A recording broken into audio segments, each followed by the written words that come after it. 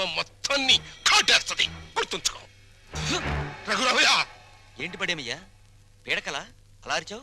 పీడకల కాదురా, పాడుకల వచ్చింది. కల్లో ఫ్లాష్ బ్యాక్ లో ముఖం తుపుక్కును ఉమ్ముబడి సీన్ కట్ అయిపోయింది. పడేమయ్యా, మనకు మంచి అవకాశం. గుద్దేద్దామా? ఏంటి గుద్దేది? ఓటు మీద ముద్ర? అది కాదు, జైలు మొత్తం గప్చిప్గా ఉంది. గోడ దూకి చెక్కేద్దామా? మనం చెక్కేస్తే వెంటనే మనం పట్టేసుకుని మళ్ళీ లోపలేసేస్తారు. యాదవాలోచన పెట్టుకోబాక. అయినా స్వతంత్ర సన్నోత్సవాల సందర్భంగా మనలాంటి వాళ్ళు కాస్త ముందుగానే వదిలేస్తున్నారంటరా. నేను సజావుగా బయటికెళ్ళి నా జీవితంలో నెరవేర్చాల్సిన 2 జీవితాశయాలున్నాయిరా. ఏంటి, నీకు కూడా జీవితాశయాలా? యా.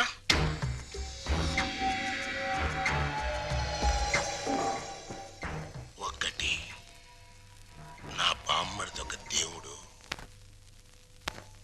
ఆడి ఇల్లు ఒక దేవాలయం. దాన్ని పునాదులతో సహా లేపేయాలి. 2, నా కూతురు ఒక చిన్నారి దేవత,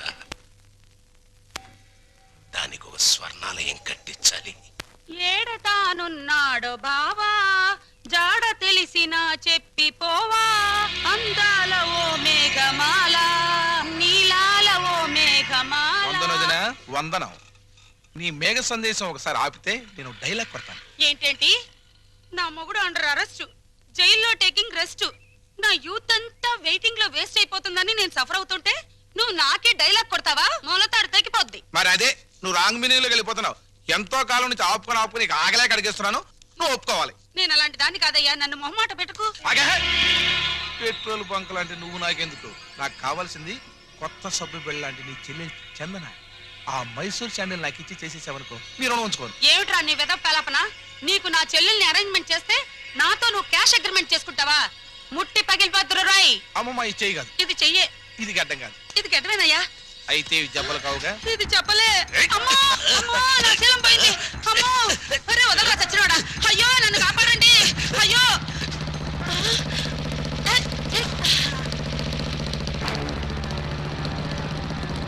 రంగా రంగా రంగా.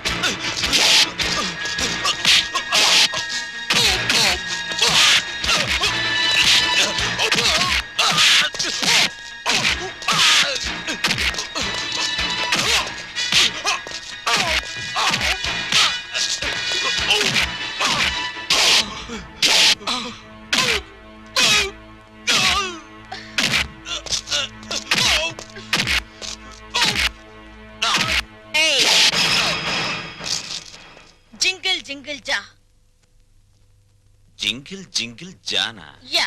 ఏంటా బాస? కొంకిణి.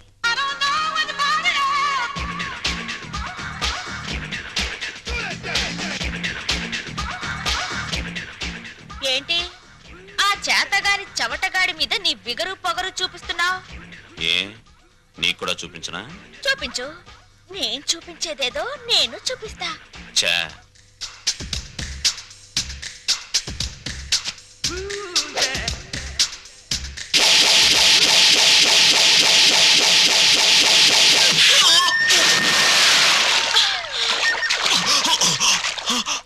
అమ్మని అమ్మమ్మ. జింగిల్ జింగిల్ జా.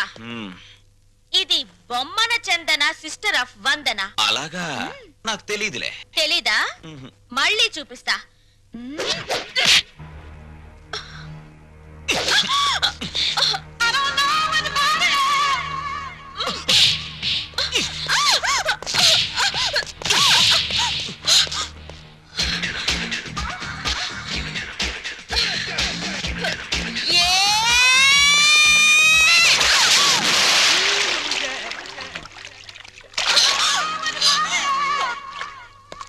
జింగిల్ జింగిల్ జా నాతో పెట్టుకుంటే డిప్పలో పప్పు రాలుద్ది.